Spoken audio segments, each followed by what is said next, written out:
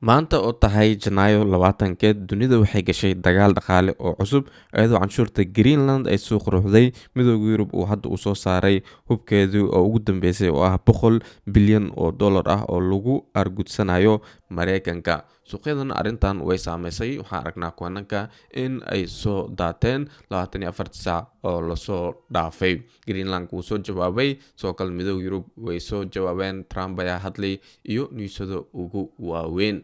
Haddaan fiirno suuqyada cryptocurrency-ga, waxaan aragnaa in keliya laga saaray lacag gaarayso 12 saac lasoo dhaafay 100 bilyan oo dollar ah ayaa laga saaray suuqyada oo cryptocurrency-ga. Taasna waxay ku tusinaysaa cabsida oo jirto suuqa sida loogu cabsanayo arrintaaneti. Soo kalena waxaa arrin good news ah oo jirto. Saamiyada oo New York waxay qorsheynaysaa in ay bilaawdo ganacsi 24/7 oo macnaheedu tahay maalin walbo in la heli karo ganacsigaasi iyadoo loo adeegsanayo teknolojiyada blockchain iyo tokenizationka si loo suurtageliyo ganacsiga saamiyada Mareykanka maalin kasta saacad waliba. Arrintan waa big news u fiican suuqyada oo cryptocurrency-ga ah. Sababtuna waxa waaye in arrintaaneti ay hoos imaanayso cryptocurrency-ga iyo dhanka tokenizationka.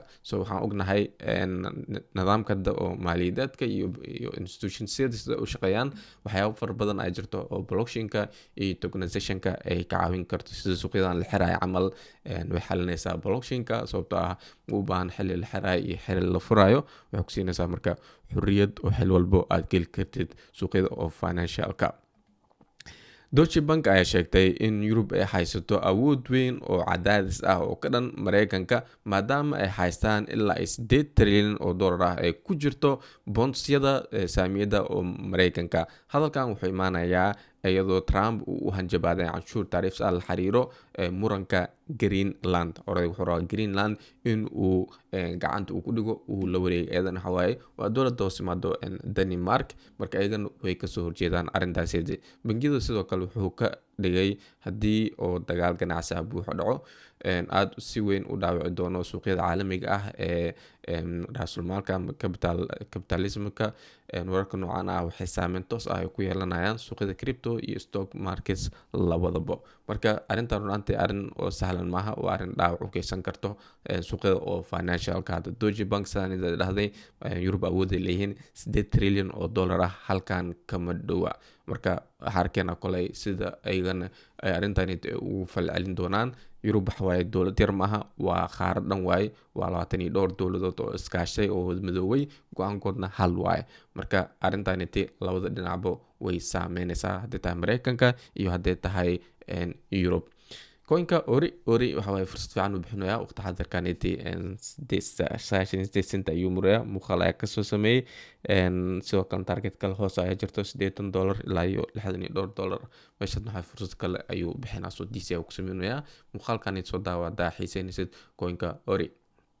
Sidoo kalena Grant wuxuu sheegay in uu iibsaday lacag 10 milyan oo dollar ah coinka Bitcoin wuxuuna ka faa'iidaystay hoos u dhaca oo suuqa ku imaaday.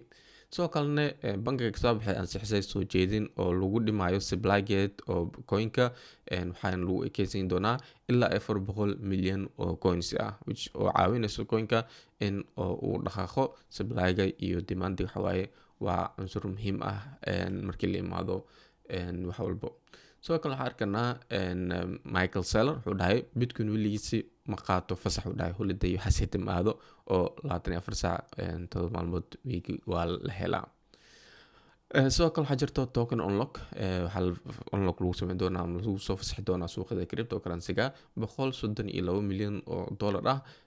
Coinka ugu weyn oo unlock lagu sameynayo ama lasoo fasaxayo waa coinka tan. Waxaa gaaraysaa lacagtiisi 58 milyan oo dollar ah taariikhda markay tahay 22 Janaayo. Marka iska ilaali coinankaaga. Sidoo kalena tabletkan fiiri haddii oo coinan adiga aad rabta xiiseynaysid camal indhaha ku haysid oo meeshaneti uu ku jiro waxaa laga yaabaa in saameyn uu ku yeeshto pricekiisi. Sidoo kalena haddaa fiirino dhanka kale waxaa arki karnaa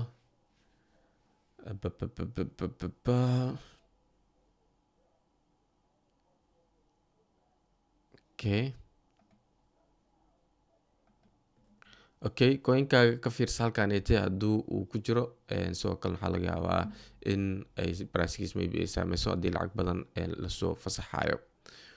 Okay sidoo kale waxaan arki karnaa solana iyadan waxaa waye karkaris badan ay haysaa.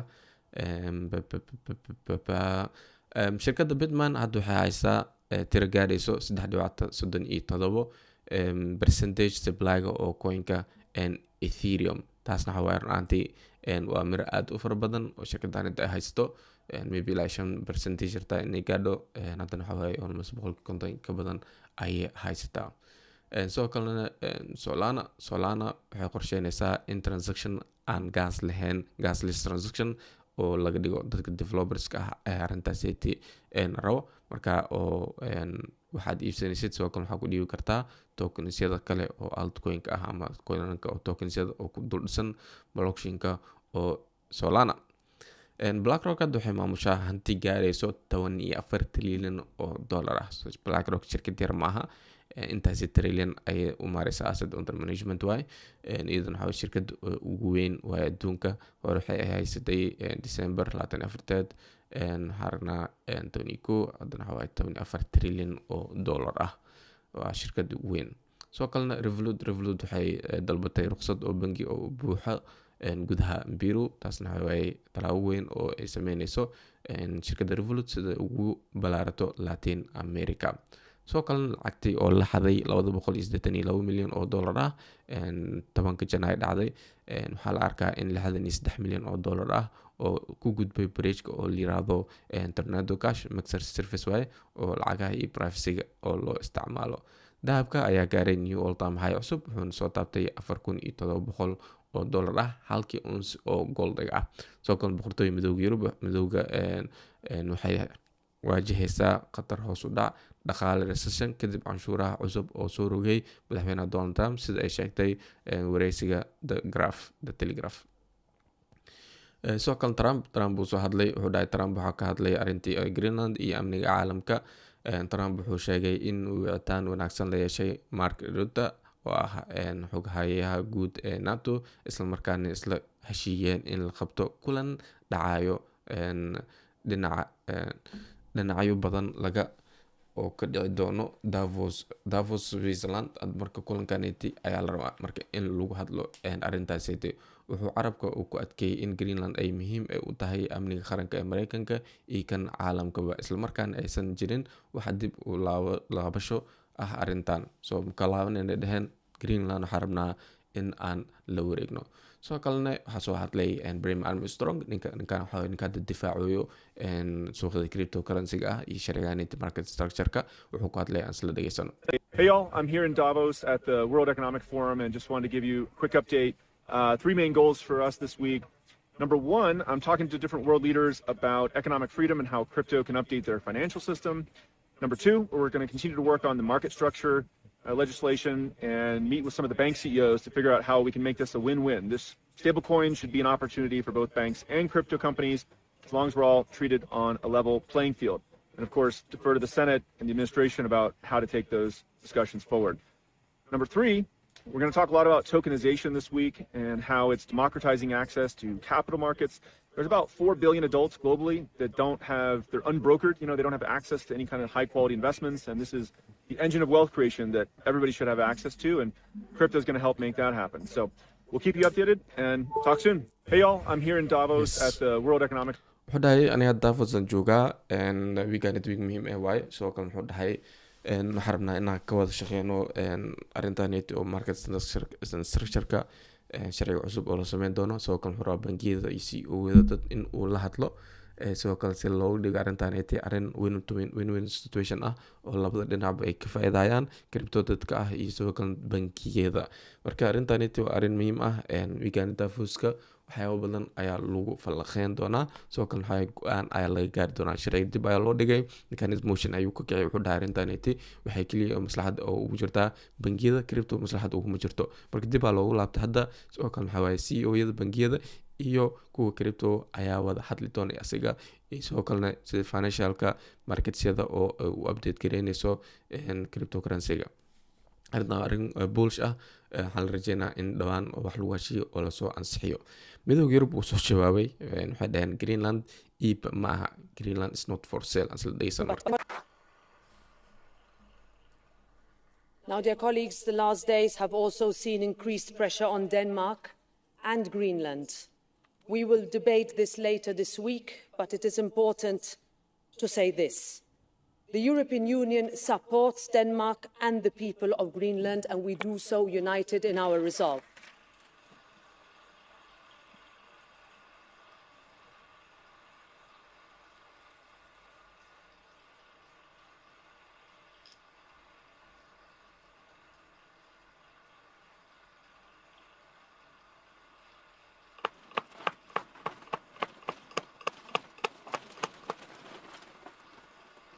iska dhahe Will not help improve security in the Arctic. In fact, they risk the opposite. Greenland and Denmark have both made clear that Greenland is not for sale and that their sovereignty and territorial integrity needs to be respected. And that fact will not change. When we welcomed the Prime Minister of Greenland to this chamber only a few months ago, we told him that when the people of Greenland look to Europe, they will find understanding and partnership. I reiterate that now. Because, friends, I know many here believe in the transatlantic relationship, in our partnership with the United States. I know many people in the US share that belief too. We understand the need for Europe to take on more responsibility when it comes to defense and security, including doing more to protect the Arctic. And we have boosted defense measures and spending as a result. We know that transatlantic and Arctic security can be achieved without the destabilizing impact of calling Greenland and Denmark's sovereignty into question, or through measures like tariffs. We know that every serious global issue we must address is better faced when Europe and the United States act in sync with each other, each in our own way, with our disagreements, but guided and anchored in the values, freedoms, and principles that will always define our relationship, that offer stability. naagtan waxay dhahday maalmihii lasoo dhaafayay pressureka oo la saarayo Denmark iyo dadka Greenland aad ay u badatay ay dhaheen. soo kalena Europe waxa waaye way garab istaagi doontaa Denmark iyo dadka Greenland. soo kalena waxay ku taageerayaan arrintaniti. waxay dhaheen soo kalena Mareykanka Greenland wax oo dhanka amniga oo ay ku saameynayso ma jira ay dhaheen. taas waxa waaye wax bullish ah wax oo bullshit ah ay dhaheen. marka arrintaniti waxa waaye waa arrin oo difaacayso Europe. soo kalena Greenland waa dowladaniti way weyn tahay dhul ahaan haddii loo fiiriyo, laakiin dadku ku nool way yar yihiin. so waxaynu dhowdahay Canada hadda fiirno halkaanito ah. waxaa rabaa marka Mareykanka in oo dowladan dhan uu la wareego. so meel oo dadkaas oo ugu badan yihiin ma aha, laakiin dhul weyn ay haystaa. wuxuu dhahay marka arrintaniti oo dariskeena Greenland waxa waaye waa arrin oo amnigan qoomiga ah ee haliska ay gelinayso. odayga Porsche wuxuu rabaa in oo qaab uu kula wareegi lahaa ee dowladaniti.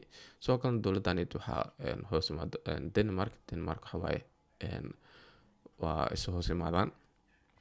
Denmarkna way kasoo horjeestaa arrintaniti iyo Europe oo dhan. marka waxay noqonaysaa dagaalka dhow Mareykanka iyo Yurubna waxaa aragnaa inay weyn tahay. waa dalal weyn waaye. waa meel oo dad badan isku kaashteen oo awood ay ku leeyihiin dhanka dhaqaalaha, dhanka waxyaabo badan ayaa dhow saameyn doonto. marka arkayna mustaqbalka wixii dhici doono. soo kale Telegram kusoo biir xigsiina soo raac saa news walba aad u heshid. haddaa fiirno kuwananka highlightska ah waxaa aragnaa still waxaan hogaaminaa kuwanka River, waxaa kuwanka Memo dhanka trending ah. kuwanankaniti ayaa hogaamin u ah sida Infinity, The Sandbox iyo kuwanka Bitcoin. kuwanka The White Whale ayaa si xun loo soo daadiyay 34%. suuq still waxaa arkaynaa in hoos loo wado, kuwananka ay sii daadanoyiin. marka cabsi ayaa jirto. so already waa la filanayay in saacamal ay dhiciso maalinta oo Isniinta iyo Talaada. suuqa maanta ayay furmaysaa. marka maanta waxaa waaye suuqyadan waxaa laga yaabaa in la sii daadiyo waxaa sugayna marka suuqa oo mareykanka sida uu ku furmaayo. laakiin all in all maanta suuqa down waaye, kuwananka hoos ay usoo dhaceen time framada kala duwan, dailyga sidoo kalena 1 hourka xaarnaa kuwananka in hoos u dhac ay wadaan. sidoo kalena liquidationkii hoos yaalay xaarnaa in la qaaday, halkaan inta liquidationkii yaalay oo shalay daraad indhahay meeshan liquidation badan taalo, hadda liquidationkaasi waa la qaaday. marka arkayna haddii oo laga soo laabanayo meeshaan liquidation kala kor ka samaysmooyo, iyo haddii oo lasii daadinayo pressure badan uu imaanayo. dhanka smart moneyga waxay aruursanyiin coinka coin bank maanta wuxuu dhaqaaq 3%, market cap strat waxaa 175, maanta waxaa 185 milyan oo dollar ayaa kusoo kordhay. hoosna haddaa fiirno dadka waxay aruursanayeen botcon coinkani, dadka smart moneyga waxay geliyeen 235 kun oo dollar ah, market capsna waxaa 9 milyan oo dollar ah. marka coin oo high risk high reward ah coinkani ay aruursanooyin. okay, sidoo kalena haddaa fiirno dhanka fear and greed indexiga waxaa arnaa inuu marayo 32, so still cabsiya ku jirto, fear waaye laakiin extreme fear maha sida oo 20kii markaan joognay, laakiin dadka still cabsi ayaa ku jirto. dhanka liquidationka 24 saac oo lasoo dhaafay waxaa la liquid gareeyay 360 milyan oo dollar ah. sidoo kalena 14 saac oo lasoo dhaafay waxaa la liquid gareeyay 260 milyan oo dollar ah. dadka oo ku jiray longiga cagaha ayaa laga garaacay dadkaasiti.